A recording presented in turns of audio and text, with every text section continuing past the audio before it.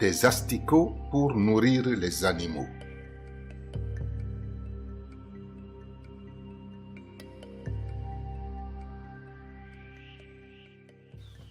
Des animaux bien nourris augmentent le revenu des producteurs.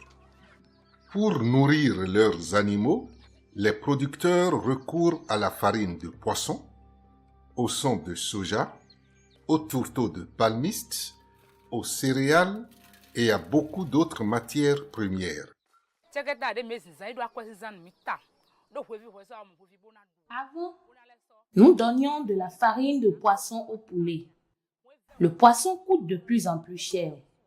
Nous n'en trouvons pas à manger nous-mêmes et comment en donner au poulet. C'est pourquoi nous avons fait le choix des asticots.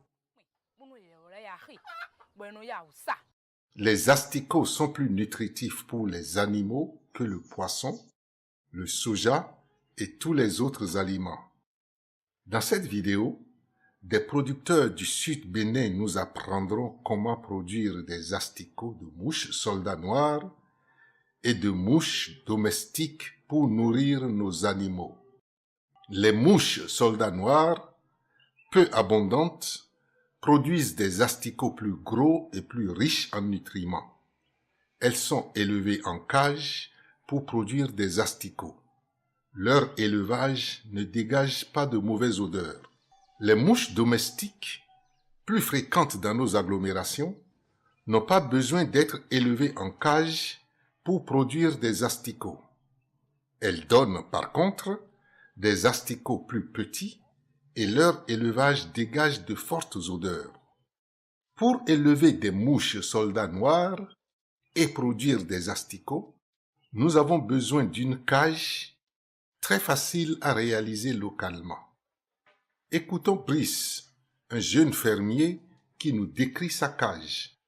Nous avons des cages plus simples, conçues avec du bois et du filet, et des cages un peu plus grands, construits avec du béton et du filet également autour. Sur une longueur de 1,50 m et sur 80 cm, plus sur une hauteur de 1 mètre. Déjà, on peut concevoir cette cage pour élever les mouches. La cage de Brice peut contenir jusqu'à 14 000 mouches soldats noirs. Mais les producteurs de Djibé au Bénin utilisent des cages plus petites et beaucoup plus faciles à fabriquer. Prévoyez un abreuvoir dans la cage. Un vieux récipient peut servir d'abreuvoir. Mais attention, les mouches mourront en tombant dans l'eau. Pour éviter cela, mettez dans le récipient un morceau de vieux tissu qui absorbera l'eau et la rendra disponible pour les mouches. Mais puisque les mouches soldats noirs ne boivent pas beaucoup, à la place d'un abreuvoir, Brice utilise plutôt un humidificateur pour envoyer des buées d'eau dans la cage. Écoutons-le. Les mouches soldats noirs ont besoin d'une température comprise entre 20 degrés Celsius jusqu'à 25 degrés Celsius. Et puis d'une humidité comprise entre 50% à 70% pour être à l'aise dans le milieu et pouvoir se reproduire. Donc c'est pour cela qu'il faut respecter ces conditions d'élevage. Il vous faut maintenant un humidificateur qui peut être soit un pulvérisateur qui est plus simple, pratique à utiliser et moins coûteux. 1000 francs sur le marché, jusqu'à 1600 francs sur le marché. Et puis, vous pouvez aussi utiliser un ventilateur. Pour recueillir les œufs de mouches soldats noirs, il vous faut fabriquer des pondoirs, des feuilles de Nîmes, des morceaux de carton, des planchettes de bois ou toute autre surface plane peuvent servir de pondoir. Mais pour collecter facilement les œufs, utilisez des planchettes en bois. Posez vos pondoirs sur un récipient contenant du substrat, qui est l'aliment des asticots.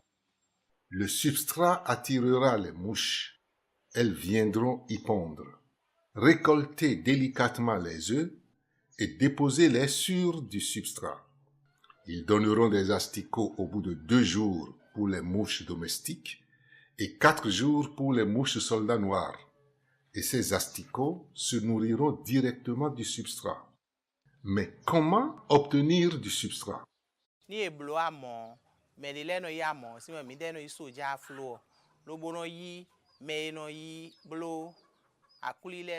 On récupère le son de soja et les téguments de maïs chez les vendeuses qui font du fromage de soja et de la pâte de maïs fermentée. Au bout de 3 jours, ça commence par dégager une mauvaise odeur qui attire les mouches.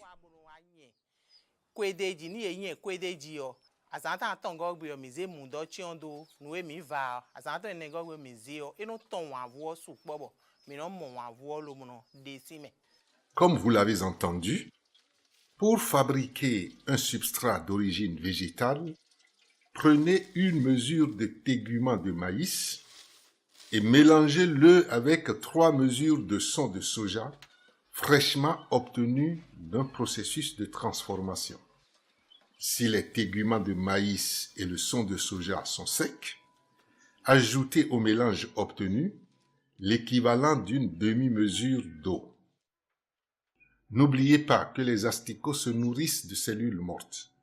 Toute matière d'origine végétale ou animale en décomposition pouvant attirer les mouches adultes peuvent alimenter les asticots. Vous pouvez aussi utiliser des restes de repas ou déchets de cuisine en décomposition ou toute autre matière disponible dans votre village, comme des épulchures de manioc ou d'igname, de la peau d'ananas, des résidus de cultures maraîchères biologiques, des cadavres de mouches ou autres. Parce que tout ce qui sent bon ou mauvais attire les mouches, des producteurs ajoutent parfois des substances en décomposition à leur substrat. Comme Cyril, le producteur, vous pouvez utiliser de l'eau de poisson pour arroser votre substrat. Pour produire des asticots de mouches domestiques, installez le bac contenant votre substrat en plein air. Les mouches viendront naturellement s'y poser et y pondre. Mais attention, placez le bac à l'abri du soleil et de la pluie, car les rayons directs tuent les jeunes asticots et la pluie mouille le substrat. Pour produire des asticots de mouches soldats noirs, mettez juste les œufs récoltés dans le substrat et déposez le bac dans l'enclos d'élevage des asticots. Les œufs donneront des asticots de mouches domestiques au bout de 2 jours et des asticots de mouches soldats noirs au bout de 4 jours. Les asticots peuvent être récoltés et servis frais 2 jours après la ponte pour les asticots de mouches domestiques et 6 jours après la ponte pour les asticots de mouches soldats noirs.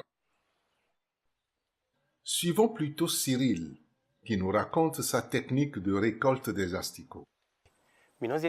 Dans un tamis posé sur une bassine, nous renversons le contenu du bac d'élevage contenant les asticots et le substrat. Ensuite, nous y promenons une brindille de balai et les asticots tombent dans la bassine. Nous faisons cette opération au soleil. Ainsi, en fuyant le soleil, les asticots tombent dans la bassine. Comme vos animaux d'élevage, les oiseaux, les margouillards, les souris et autres aiment eux aussi les asticots. Protégez donc votre asticoterie avec du filet à maille fine à partir du 2e jour de ponte. Vous pouvez conserver les asticots et les utiliser plus tard pour nourrir vos animaux. Écoutons Bertin du village de Dibé nous raconter comment il conserve son surplus d'asticots.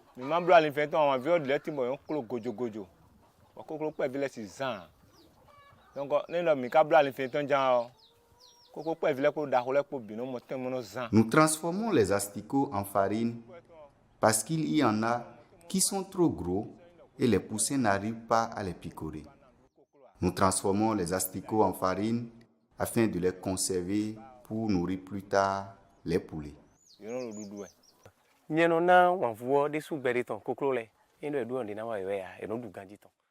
La quantité d'asticots que nous récoltons ne suffit pas pour nourrir les poulets à plein temps. C'est pourquoi nous la transformons et l'ajoutons à d'autres éléments pour leur alimentation.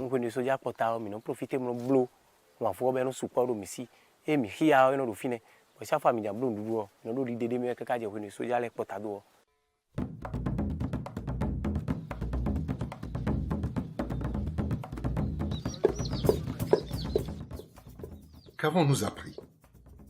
Les asticots sont très riches en nutriments et remplacent valablement le poisson et le soja dans l'alimentation des animaux.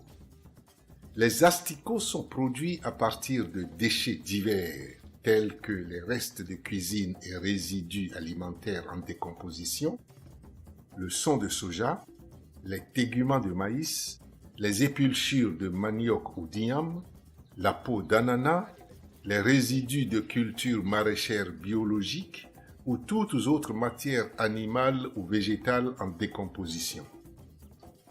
Les asticots de mouches domestiques peuvent être récoltés dès l'âge de 2 jours et servis frais aux animaux.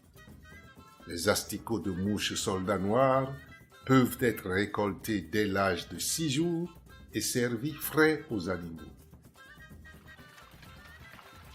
Les asticots peuvent être grillés ou séchés, puis transformés en farine pour être utilisés plus tard dans l'alimentation animale. Produire des asticots pour nourrir ces animaux, c'est valoriser les déchets organiques pour accroître son revenu et assurer une meilleure alimentation à sa famille. Nous donnons des asticots aux poulets pour qu'ils grandissent vite et pèsent lourd en 4 ou 6 mois et rapportent beaucoup d'argent à la vente. Ce qui nous permet de subvenir aux besoins du ménage, de notre famille, sans attendre l'aide financière venant d'ailleurs.